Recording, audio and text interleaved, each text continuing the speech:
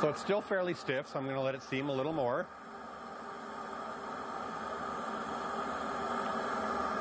Now we're getting nice and soft. Flip the hat upside down. It is an iconic Calgary image, the white cowboy hat. For dignitaries, politicians, and famous people. The people at Calgary's Smith-built hats have been making hats like this for almost 100 years.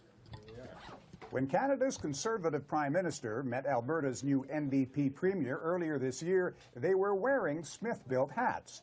But other than the stampede, cowboy hats aren't as fashionable here as they once were. And in the riding of Calgary Centre, where the hats are made, the political fashions may be changing too. We did really well out there in Ramsey last week. Kent Hare is a popular Liberal politician. He's a former MLA, and he now has a chance of breaching this Conservative political stronghold. The Conservatives have owned all the seats in Calgary federally for decades, and the fact we're even talking about a breakthrough by an opposition party in this city shows how much politics has changed in Alberta. So you're excited about being potentially the first Liberal to win a seat in Calgary? Of course I am. My goodness, it gives me goosebumps. It would really be an honor to fulfill that goal, but I think it would be also better for this city and this province and this country. It's really the overarching makeup of ourselves as a nation and having a voice in a progressive caucus. And I think it has a chance to change the way this country works, having a voice from Calgary in another caucus. And who knows, 2 elections from now we might see candidates from the Greens, New Democrats, Liberals, and Conservatives in reasonably fair election fights all over this city. And I think that would be good for the health of our democracy. Do we know do we have a door knocking list? Do we know where we're going? The incumbent in Calgary Centre is Joan Crockett, a former journalist and media executive who won the riding in a close by-election a few years ago. This is one of my volunteers. Nice to have him here today. Yeah. So let's just pick up on that. What is it going to take for you to win? Hard work. Absolutely. Shoe leather, you know. One of the great things that I think that I love to door knock, I think it comes from years of being a journalist. You wouldn't be successful if you didn't like getting out and talking to people. So we find that really energizing. And also it happens to be the best way to get our message out. When you're on the doorstep with people, they connect with politics and they have a chance to kind of ask their questions and feel that they know you as a real person. And I just find that it's something I've done ever since I was an MP. I've never stopped since the by-election. Obviously, it's a lot more rigorous now. It's kind of morning, noon, and night. But I have an amazing team of volunteers, too, very energetic, and we just find that's what we're doing, door knocking and talking to residents of Calgary Centre. So when you knock on the door, somebody opens the door, I'm a voter, give me your pitch. What do you say? I say hi, and they say, Joan, I'm voting for you. Go on to the next door. That's good if they do. If they don't, what do you say? I say I'm your candidate running for re-election as your member of parliament, and I'm here to ask for your vote to keep our economy strong, keep our jobs strong, keep your taxes low, and make sure we don't go into debt for the future. The economic message resonates in Calgary Centre. The riding includes the downtown core, home to Canada's oil industry, and the oil business is hurting. There have been tens of thousands of oil patch layoffs in recent months due to the low price of oil, and the economic uncertainty is being felt here.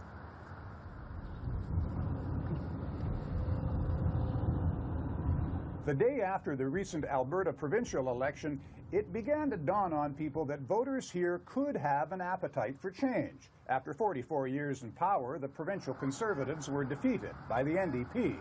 And in the federal riding of Calgary Centre, New Democrats are fielding a strong candidate. If you're not going to vote for the Conservatives, why pick the NDP? So there's a big strategic vote push in Calgary Centre right now, and in some other ridings in Calgary as well. Organizations like Lead Now, One Vote Matters, these organizations are trying to crowd push towards the most winnable progressive candidate. And I think that's a really important discourse to be having during an election. I think we should absolutely talk about it. I think for me personally, I've been a strategic voter my whole life. And I just can't do it anymore. I think the NDP won in May this year, and that was an amazing thing. And I feel like amazing things are possible now. And that's why I'm here, that's why I'm doing what I'm doing, that's why I'm working hard for the NDP, because amazing things can happen if we just vote for what we want and not for what we don't want. So, like I said, while I understand the push toward strategy, I'm hoping that the people of Calgary Centre will go with their hearts, because I think a lot of people's hearts are actually with the NDP and not with the Liberal Party. 1968 was the last time a Liberal won in What's Calgary. taken us to this point now that we're now talking about a potential Liberal breakthrough again? Well, a variety of factors, I think. One of them is that there's been a lot of in-migration into Alberta broadly, but in Calgary as well. In this particular riding, a lot of inner-city sort of folks, hip urbanites and so forth. They're changing sort of the dynamics of some of the ridings. But we've also got a combination in this case of a very strong Liberal candidate and a relatively weak Conservative candidate from the perspective of the constituents in this particular riding. And I think also just seeing the results of that by-election and how close it came to actually people's votes mattering. I think there might be people who didn't vote in previous elections because they didn't think it would make any difference. And now, if they think it might make a difference, that'll be an incentive for them to get out and vote. And I think that's going to be particularly important amongst that younger demographic. That's one of the things about the young vote, though, or younger vote, is that they don't, as a percentage, they don't turn up at the polling places as much. Unless you can motivate them. And that will be exactly the key. When we looked at the provincial election, the NDP did not have the get out the vote machine that the Progressive Conservative Party did, but that momentum, that sort of grassroots momentum that moved them forward really overtook the get out the vote campaign. So if you do get that kind of spontaneous or grassroots momentum building, I think it can make a huge difference. And I don't know that we're seeing a clear move in one direction or the other at this stage of the game, but I think it's a possibility. But again, Kent Hare has all the advantages as an individual candidate. Joan Crockett has the advantage of being a candidate representing a party that may have policies that are considered more popular by some people in this riding, and it's going to be a matter of whose supporters actually come out and vote. Calgary Centre is considered to be one of the closer ridings here, or closer races in Alberta. Why do you think that is? Why do you think that there is a good opposition? I think the media always looks for a race, wherever they can try. And I've been a new MP. This is the first term that I've been an MP. So, my job is to focus on what my job is to do, which is to really represent the people of this riding. And I listen to them. In flood mitigation, this was an enormous issue in our riding. We had, the worst natural disaster, costliest in Canadian history, in Calgary Centre in this riding 2 years ago. Liberals and NDP, nary to be seen. We had the Prime Minister out here and Mrs. Harper mucking out basements with me. We had 64 volunteers out helping people clean out their basements physically. Cabinet in record time declared it a national natural disaster, which meant it was eligible for 90% of basic damages in a flood. We introduced a $134 million satellite weather technology upgrade to be able to forecast events like this. And then in our infrastructure program last year, I lobbied hard, and our government was very receptive. We put flood mitigation in that big, huge infrastructure program, longest and largest. So there's $3.2 billion available to Alberta that they can use for infrastructure, including flood mitigation. Now, that's the kind of representation that I'm really proud to be able to say that I was able to do. And I think that's what people want from their MP, somebody who's on the ground with them, who gets their issues, and who's out there fighting for them. Is there someone here? Hey, I'm good. How are you? My name is Kent Hare, and your name? Jude. And Jude, I've done 2 terms in the provincial legislature, running to become your federal Liberal member of Parliament. Papers and polling say best bet to send a non-conservative to Ottawa since 1968. You're going to kick Harper's ass. Well, I'm hopefully excited. I think we're going to win in this riding, but it's a long way to go before we say we're going to be national government. You know what I'm saying? But it's an exciting time. Do you have any specific questions or concerns or issues on your mind or things driving you nuts I should know about? Well, there's two things I'm a little bit annoyed with Harper about, or his government. Yeah. One of them was his view on the CBC. Yeah. I don't have a TV. CBC Radio is my contact with West Canada. I wake up with David Gray every morning, so I share that very good stuff too. The other thing is Katimovic, Okay. the youth program. My Yep. oldest boy was a benefactor of that. Yep. And I think it was a very positive thing. I thought it was very short-sighted. Well, I think it's in the whole approach Mr. Harper takes to viewing Canada. He sees it as a series of Mr. Harper sees it as a series of provinces, not necessarily a nation. We see it, we used to have a thing called First Ministers meetings, when you get together and meet the premiers every couple of years and decide public health care. What does post-secondary look like? What does Katimovic look like? What does CBC's role on the national stage play? And we haven't had those meetings. And I think we have to look at that. What is Canada's role in our public institutions and on the world stage? And you have to meet with people to do that. So now we've expressed, we share a mutual feeling that we should change the government. Given that I'm in the best position to win this riding, can I count on your support this election? You'll put a sign up there. Awesome. Now, I'll tell you what, you're my first door today. I might as well pack it up. I don't think it gets any better than that. Hey, thank you from the bottom of my heart. I work exceedingly hard at this, and my door is always open. I don't have a magic wand, but we'll figure it out. Sound right? No, okay, there we go. I'll have Jen follow up. Are you the only voter in the House? Well, there's two of us. Can you convince your... My 22-year-old son, we'll have to talk about that. All right, there we go. Hey, good stuff. You work on them for me. There we go. You got to double check there. Why don't we do it right on the boulevard? They know it's ours. There we go.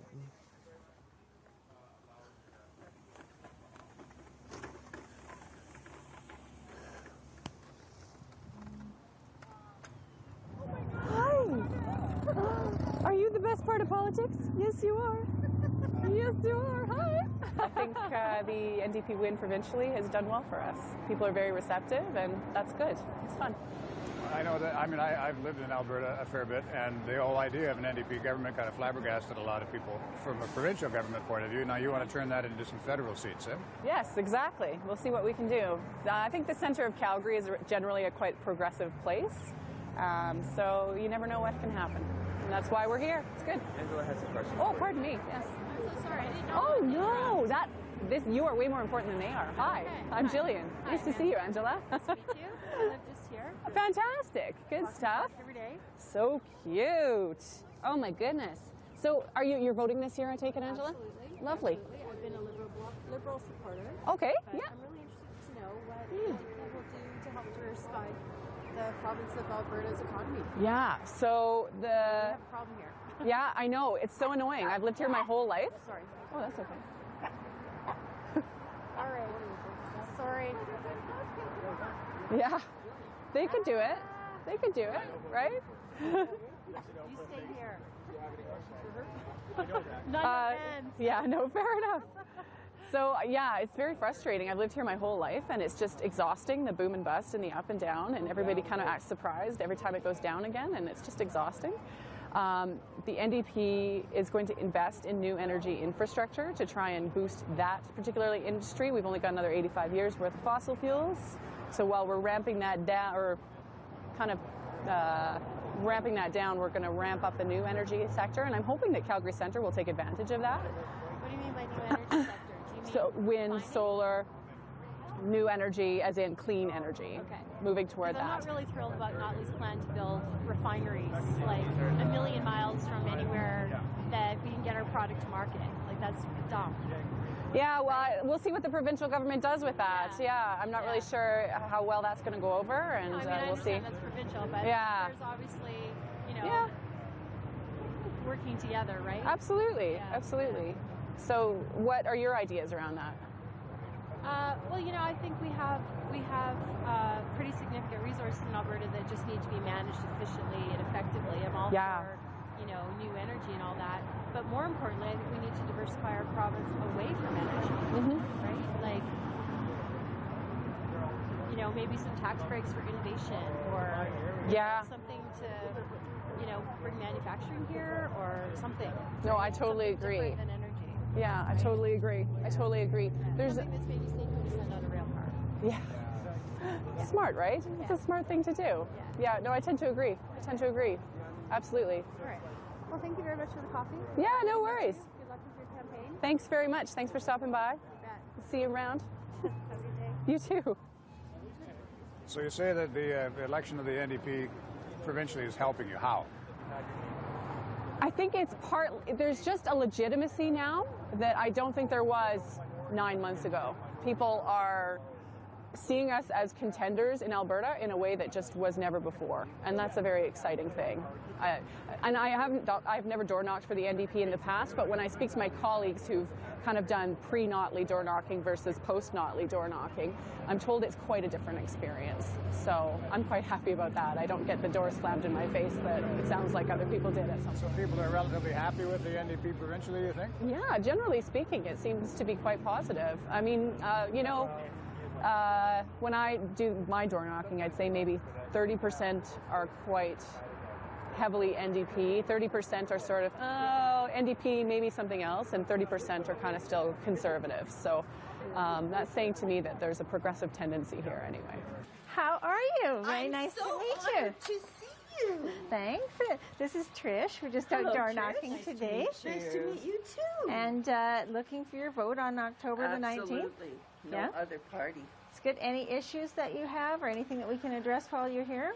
You guys weren't hit by the floods, so you're all good. What about business? How's business going? Or It has been wonderful. There's a little downturn at the moment. little, yes. But I'm hoping things will change. Good. Well, we're trying to keep your business taxes low, make sure that we don't go into debt. And you probably are aware that the Liberals are proposing new business taxes that we think would be very detrimental to small businesses. Cannot agree with you more. Good. Well, it sounds like we have your vote. I appreciate that. Would you like a sign? If you like, I have a tree planted now, so sure, put a sign up. That'd be fine. Awesome. Thanks so much for your vote. Lovely to see you. This is Trish, by the way. Nice to meet you, Trish. Yeah. See you soon. Thanks. If you'd like to vote early, by the way, voting is on at the Holy Cross Hospital every day. Oh, is it? Yeah. I'll do that. Okay, thanks. Bye. Can you tell me a little bit about the demographics of the riding? Has it changed any in the last few years? I mean, in terms of... Constantly changing, actually. Yeah, how? Yeah, Calgary Centre, because there's been such an influx of people into Calgary in recent years that, I mean...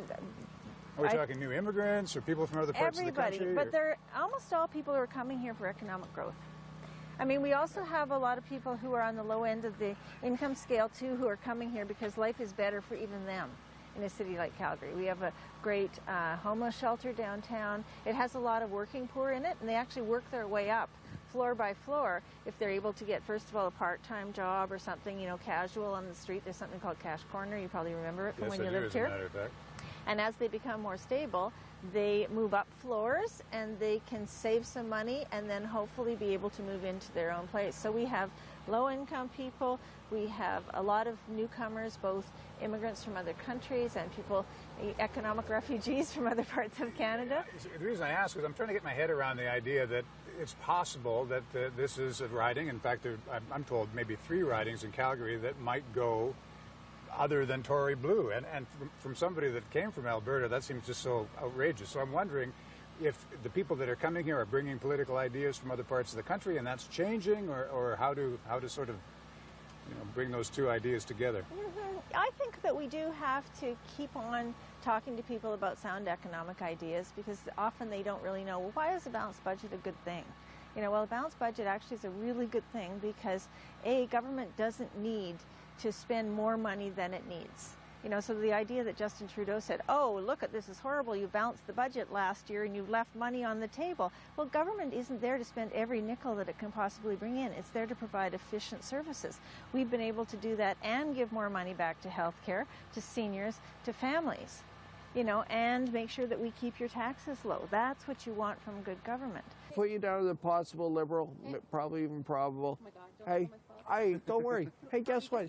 Guess what? Hey, guess what? You can go in the ballot box. Tell you go to the family there and say, of course I voted for Stephen Harper, Dad. You know what I'm saying? Wink, wink, nod, nod. You go from there. You walk up to the door, knock on the door, and I'm standing there. How do you convince me to vote Green? Well, the first thing I always do is to listen to your issues and concerns for this particular federal election. I mean, everybody's got different concerns, of course. And is there one thing that comes up more than the next? I mean, what are you hearing? What am I hearing? Surprisingly, the biggest thing that comes up isn't even jobs. It's, hey, try not to split the votes too much. Oh, really? That's the biggest concern here right now. And like I said before, in the last by-election, 27% of the voters voted Green because they understand that they're more open-minded now and they're more willing to vote Green. But in this situation, in this particular election, they are more concerned about getting rid of a Conservative and bringing in something new rather than to something that is actually voting with their heart instead, which is sad in a sense. Strategic voting, right? Strategic voting, absolutely. And you're a little concerned about that? I mean, in terms of your chances? I'm definitely concerned about that. I mean, it makes our polls look worse. I don't think it's representative of what the nation across Canada actually wants. And that is why we're a strong proponent for a proportional representation, and that's why we understand completely that we need to change the current electoral system and get rid of first past the post. So other than the jobs and the fact that you might split the vote, what are people saying to you on the doorstep? Obviously jobs, oil and gas, the economy is big. There's a lot of teachers and nurses as well in the Calgary Centre area. I think people actually know that Calgary Centre is a very diverse area. There's a lot of young professionals that aren't necessarily from Calgary Centre as well. And they're concerned about, you know, like if I stay here, will I have a job in the future? And it doesn't matter if it's the oil and gas industry or not, but that's still their concern. Economics. Economics, yeah, for sure. So how do you sort of bridge the gap from the perception that the Green Party is all about environment and not about economics? How do you kind of get from one to the other? So the one thing I really tried to emphasize on is that the environment and the economy can work together. And I know that's something even Trudeau has been saying. Mulcair has been talking about that as well. You know, and you got to say here, they love copying our policies here, right? I mean, even Mulcair has taken a national pharmacare plan now, and everybody understands that the environment is going to be a big role. If we don't start addressing it now, it's going to be too late and later on. We're going to have to suffer more economically as well. So to bridge the gap, I say, hey, if we don't transition now, it will cost us later. So people start realizing it more once you talk money. In terms of areas of support, do you have areas that are stronger Conservative than others? Well, let me tell you about this riding. You see why the energy industry makes such a big difference to Calgary. This is the crucible of the energy industry in Canada. Downtown. It's downtown. It's glass and brass office towers that have 5,000, 8,000, 10,000 people in every one.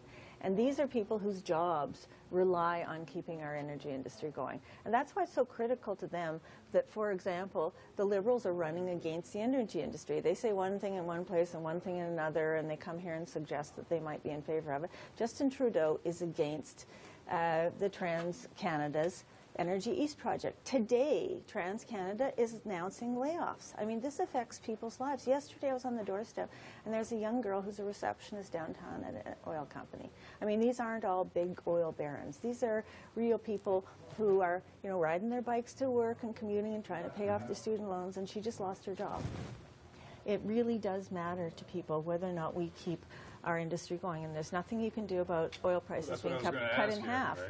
But there's a lot you can do about getting our energy to markets, and those pipelines are absolutely critical, and especially the one that's going to take it to Eastern Canada and provide jobs across the country, in Ontario, in Quebec, in the Maritimes, and take Quebec off Algerian oil. You mentioned pipelines. That's one of the things that the Conservatives use to attack the Liberal Party, right? They're against any pipeline, and of course that is going to make a big difference in Alberta. How do you counter that? Oh, because it's a good talking point, not reality. Okay, you know, and that's about all the Conservatives have. we want to build an energy infrastructure that works for Canada. Look, we see the Canadian energy strategy as being a real opportunity for this nation. Look, we look at Energy East, once it passes regulatory approval, as being a viable project. Look, we want access to the West Coast. We see Keystone XL as being necessary. You know, it's a complete misnomer when the Conservatives get on that rant, but you know, if all they got is talking points, I guess that's what they use. I'm a family doctor, and this is the Sheldon Schumer Health Center. Most people know it best because there's an urgent care center just on the main floor, but I work on the 8th floor. There's a teaching clinic, so I teach medical students and residents to be family doctors. Wow. Yeah, So it's fun. why go from that to politics? You can only do so much on the ground sometimes, and I think obviously as a doctor, healthcare is quite important to me, and I just felt like there's a lot of changes in government that could make my life easier as a doctor. So it seemed kind of a natural progression that way. I mean, I think one of the things that my colleagues have been talking about a lot is refugee health, and it's been a very frustrating experience dealing with the lack of funding around refugee health, and doctors don't know what's covered and what's not, and if they're going to get paid. Or yeah, absolutely, absolutely. We have a few in my clinic, a few refugees in my clinic, but a lot of the doctors that I work with also work in other marginalized populations where they're more likely to see refugees. So it's quite a discussion around among my group of peers.